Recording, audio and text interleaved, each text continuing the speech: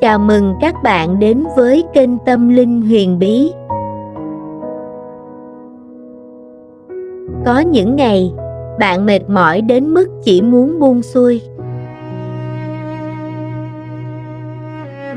Nhưng hôm nay, hãy dừng lại một phút và lắng nghe lời Chúa. Hỡi tất cả những ai đang vất vả và mang gánh nặng, hãy đến cùng ta sẽ cho các ngươi được nghỉ ngơi. Dù bạn đang lo lắng, cô đơn hay tổn thương, Chúa vẫn luôn ở bên bạn.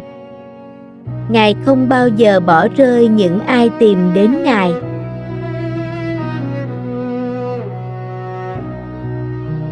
Hãy để lời Chúa chữa lành trái tim bạn mỗi ngày.